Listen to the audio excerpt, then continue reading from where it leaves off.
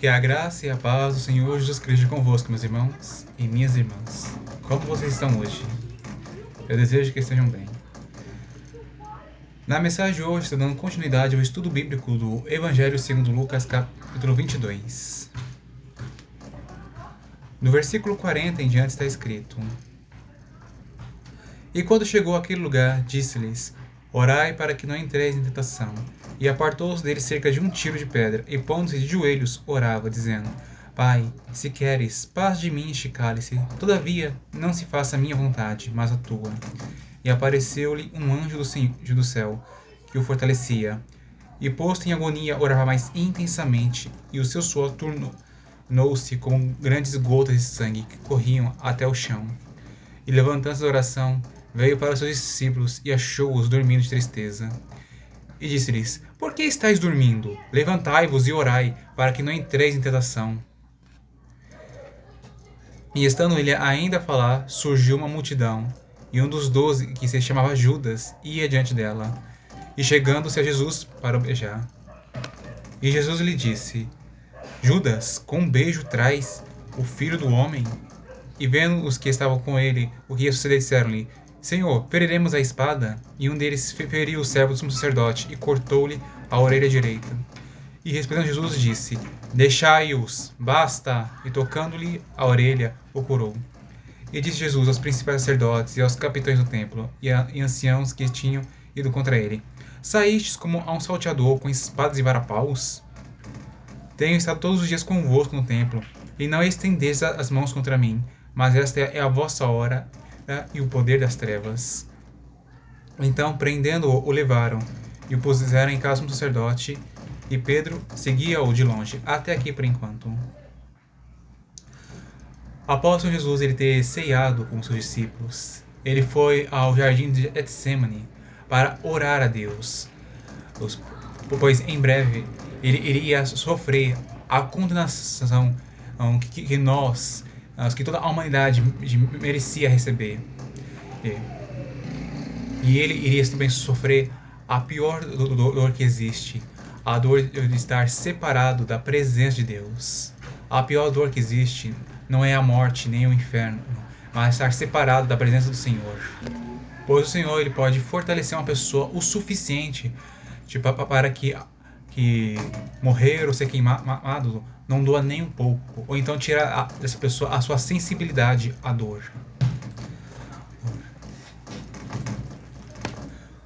Quando o Senhor Jesus ele subiu aquele lugar, ele disse para os seus discípulos orarem para que eles não entrassem em tentação. Os discípulos eles precisavam vigiar e orar com o mestre para fortalecê-lo em oração e também para não deixá-lo ser interrompido por alguém de fora.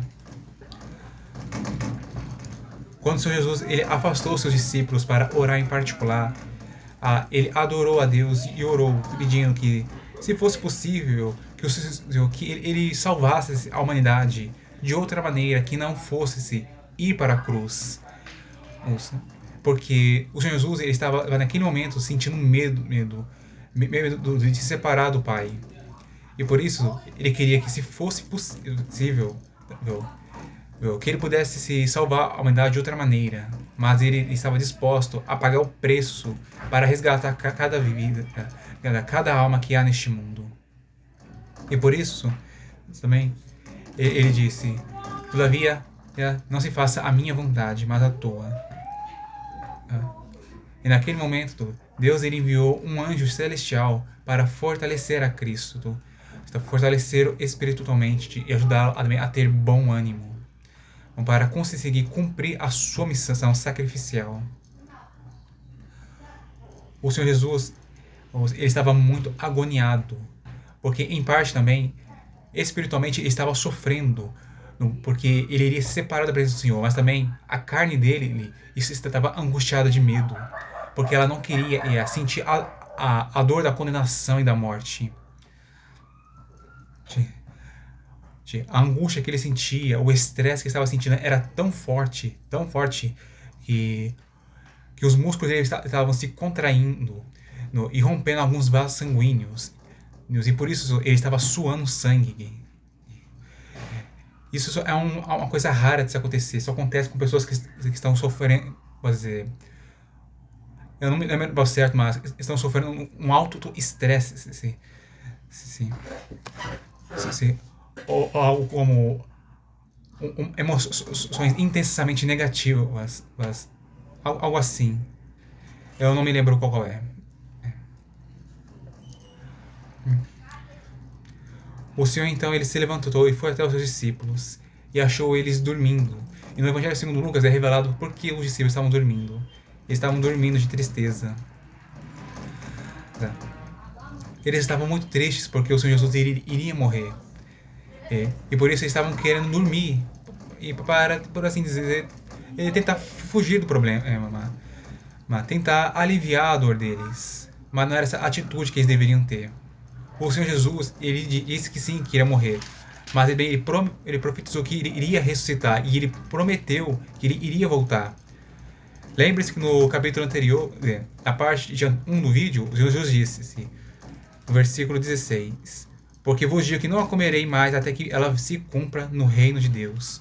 O Senhor Jesus, ele havia declarado que ele iria morrer, sim. Mas ele prometeu que ele iria ressuscitar e ele iria comer outra vez com os discípulos. Eles não estavam entendendo, mas era necessário que Cristo morresse e depois disso ele ressuscitasse para a justificação de muitos, para que muitos fossem salvos. Quando o Senhor os viu dormindo, ele disse para eles se levantarem e orarem para não entrar em tentação.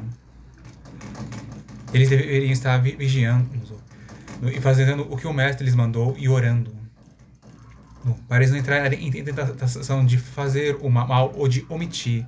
Neste caso, eles deveriam estar ajudando ao Senhor a se fortalecer espiritualmente e também estar garantindo que ninguém interrompesse esse momento muito importante na história da humanidade. O momento em que Cristo estaria se preparando para dar a sua vida por todos os pecadores deste mundo, pelas pessoas boas, pelas pessoas que fazem as coisas certas, mas também pelas pessoas más, pelas pessoas abomináveis e cruéis, até por aqueles que já estão perdidos, aqueles que não creem em Deus de maneira nenhuma e nunca hão de amá-lo. O Senhor Jesus não deu a sua vida somente pelos que iriam ser salvos. Ele também deu a sua vida por aqueles que nunca iriam ser salvos. Porque ele ama a todos. E ele deu a sua vida mesmo pelos perdidos. Como prova do quanto ele os ama. E o quanto ele quer que eles estejam com ele. E enquanto Jesus estava falando com seus discípulos, uma grande multidão estava vindo contra ele. E na frente da multidão havia um dos 12 apóstolos, Judas Iscariotes.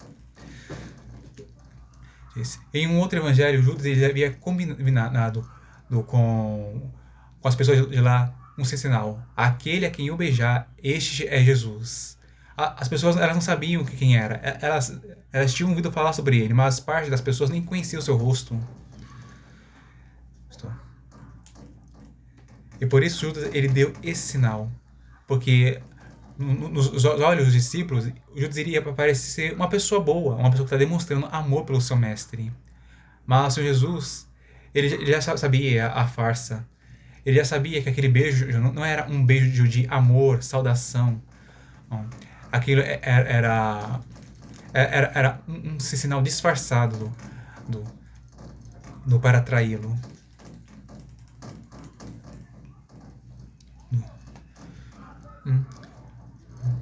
Quando os discípulos que estavam com Cristo viram o que iria acontecer, que o Senhor Jesus iria ser preso, eles perguntaram: Senhor, feriremos a espada? Isso quer dizer, Senhor, nós lutaremos ou não? Não. O Senhor ele nem lhes deu uma resposta quanto a isso e eles já decidiram lutar. Um deles lutou e feriu a orelha do sumo sacerdote. Mas isso era contra a vontade do Senhor. Em um outro evangelho, eu não me lembro se era Mateus, Marcos ou João, o Senhor disse para o discípulo, que era o apóstolo Pedro, ele guardar a sua espada, embainhar ela, porque Todos aqueles que lançassem mão da espada morreriam pela espada. Pedro, ele não estava entendendo a situação. Jesus, ele não estava sendo forçado a morrer. Ele estava voluntariamente entregando a sua própria vida. Porque, como Jesus disse, ele poderia orar a Deus e 12 legiões de anjos iriam lutar por ele. Isso mostra que o Senhor Jesus, ele não estava sendo forçado, ele não foi pego de surpresa, desprevenido. Não. Ele estava voluntariamente caminhando em direção à morte, porque ele queria era sacrificar a si mesmo a favor de todos nós, para que cada um de nós fosse salvos e também reconciliados com Deus e tivéssemos a vida eterna com Ele ali no céu. Então, é importante se lembrar uma coisa que, melhor dizendo, isso aqui é algo que convém mencionar. Se uma legião de anjos tiver o mesmo número que uma legião romana nos tempos do Senhor Jesus nessa terra, então eram 12 mil anjos por legião. E também um anjo só é o suficiente para destruir um exército inteiro de homens de guerra. Pois, em um certo livro do Antigo Testamento, um só anjo do Senhor matou 185 mil soldados em uma só noite. Isso aconteceu para proteger a Israel que estava em perigo. E não havia como Israel se defender naquele momento. E por isso o Senhor, ele protegeu o seu povo milagrosamente.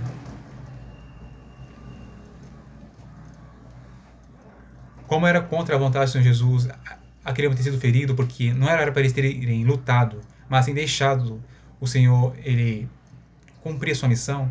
O Senhor, ele pegou a orelha do servo, sumo sacerdote, e curou ela, colocou ela de volta no lugar, e ela ficou restaurada. O Senhor, ele demonstrou amor, até mesmo por um daqueles que estavam querendo o prender dele e o matar. O Senhor Jesus, ele é um nosso grande exemplo a imitar, exemplo de amor. Ele amou até mesmo seus inimigos, e também um exemplo de amor a Deus. Pois ele fez a vontade do Pai, mesmo sabendo que ele teria que morrer para cumprir o seu propósito, o que era salvar todos aqueles que nele crerem. O Senhor, então, ele falou com a multidão, provavelmente tentando fazer elas reconhecerem o erro que eles estavam cometendo. Por tanto tempo, Jesus esteve com eles, e eles o conheciam. Eles viam as suas ações e eles ouviam as suas pregações e ensinamentos. Eles sabiam quem era Jesus, sabiam que ele era uma pessoa de bem. E mesmo assim, eles estavam armados, vindo contra ele como se ele fosse um criminoso, e um criminoso perigoso. Mas isso aqui foi revelado que foi permitido pelo Senhor, porque esta é a hora dele de partir.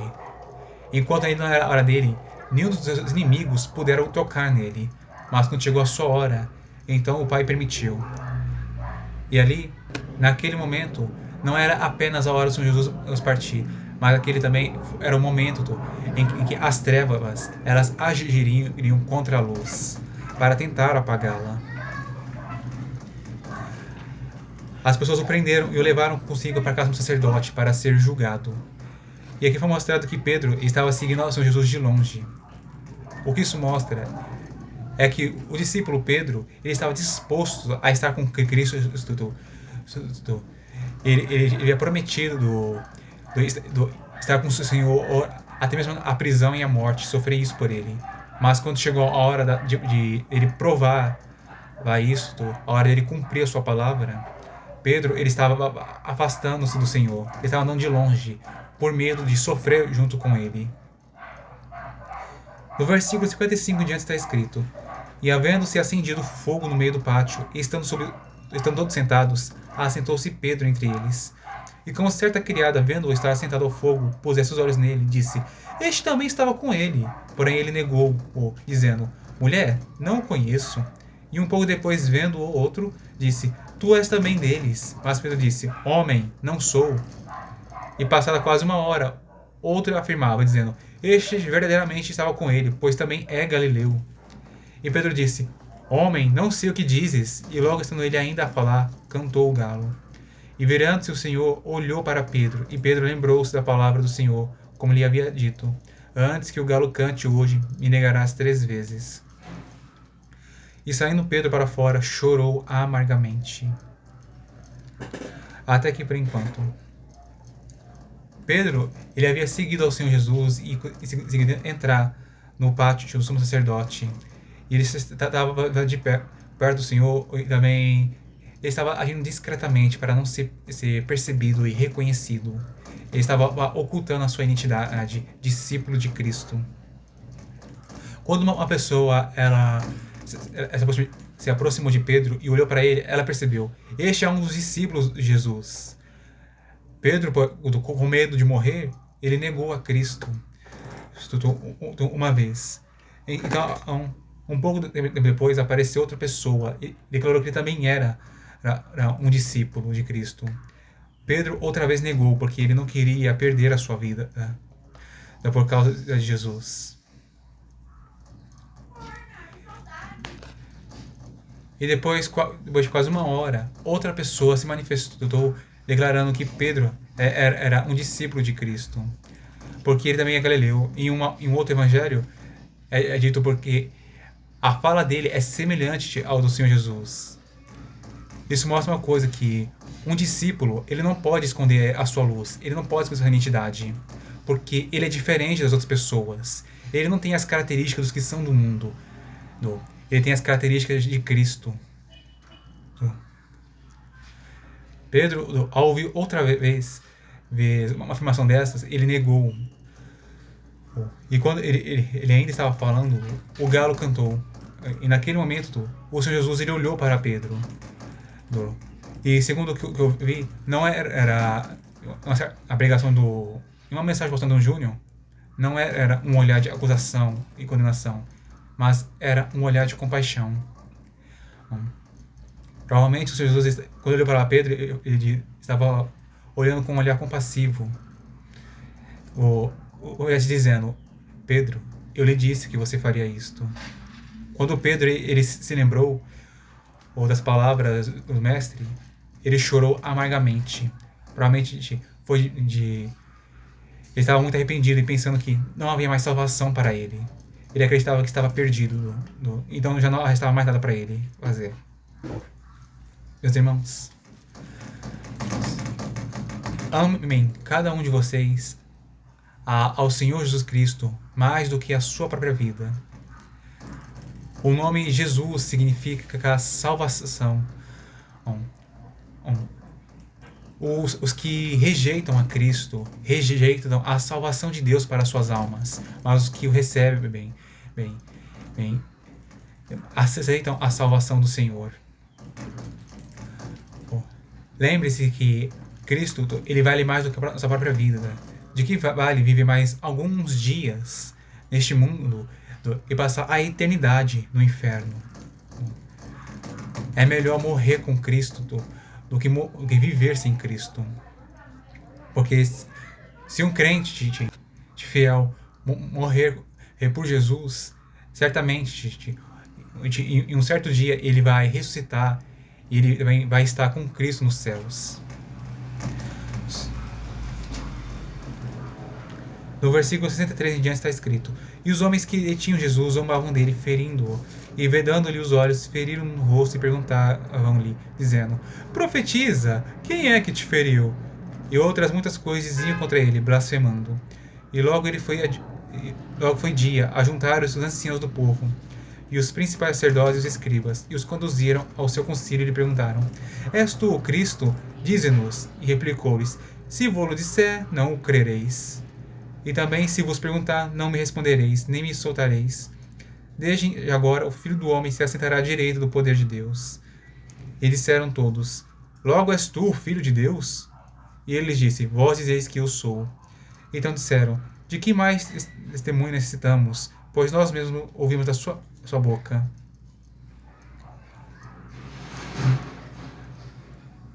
Segundo o que eu ouvi No curso do Lamartine de Teologia, A Vida de Jesus em 72 Passos, houve diversas violações nesse julgamento. Eu não me lembro de todas elas, mas uma coisa para dizer é que esse julgamento foi completamente injusto contra Cristo. Os inimigos do Senhor, os religiosos da época que não praticavam a palavra de Deus, eles cobriram seus olhos e começaram a espancar ele e zombar dele. Se você é profeta, então profetiza. Quem é que te feriu? Foi eu ou foi ele? Foi o fulano ou cicrano? Algo assim. E eles ficavam falando muitas coisas contra o Senhor e ofendendo, insultando a ele. E eles ficavam fazendo isso durante a noite. E quando amanheceu,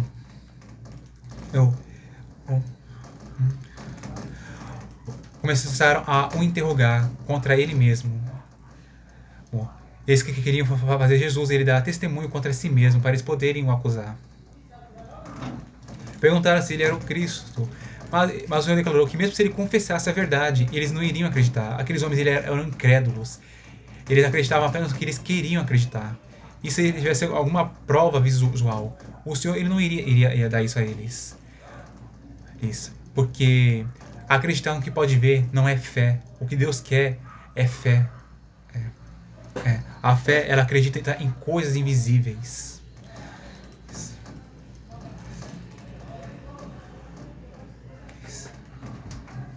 O Senhor declarou que mesmo se ele perguntasse alguma coisa a eles não iriam responder nada. E também não iriam soltá-lo.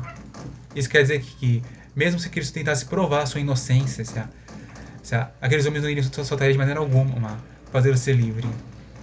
Porque o que eles queriam era matá-lo. Por que queriam matá-lo? Porque Jesus ele dizia a verdade. Ele fazia o que era justo.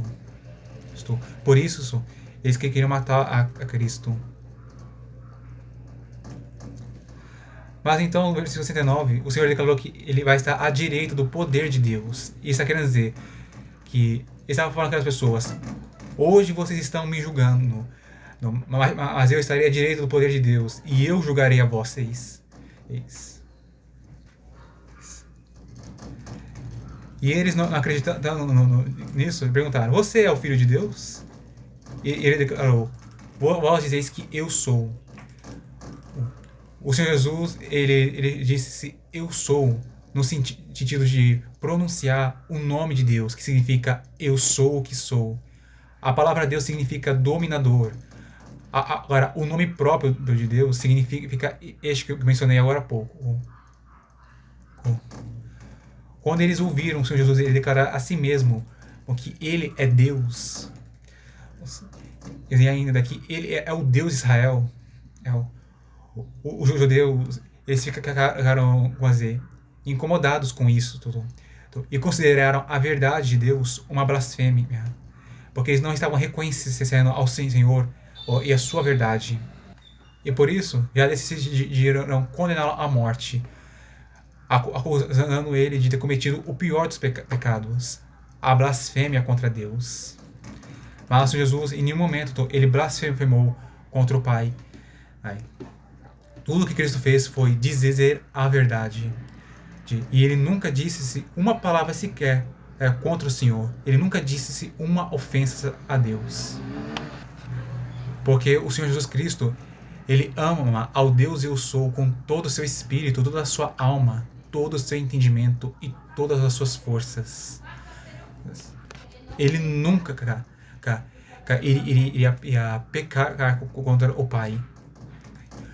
Porque ele o amava tanto, e Cristo ele era completamente santo. Então não havia a menor sujeira de pecado nele. Porque a santidade, a pureza, a bondade, a excelência de Cristo, a sua perfeição são elevadíssimas. Mas muito mais do que a dos anjos celestiais. O Senhor Jesus ele é único, especial e extraordinário. Meus irmãos, este aqui é a parte final do estudo bíblico do Evangelho segundo Lucas, capítulo 22. Se esta mensagem impactou você, deixe escrito seu comentário. E se vocês gostaram desse vídeo, aperta o botão de gostei. E também, se você que me assiste não é meu inscrito ou minha inscrita, se inscreve no meu canal e ativa o sininho para você receber as notificações de vídeo novo. Compartilhe este vídeo, meus irmãos, para os nossos irmãos na fé, e para seus familiares. E compartilhe também, você que está assistindo, para os seus familiares e amigos. E não deixe de assistir os outros vídeos que eu tenho enviado ao YouTube.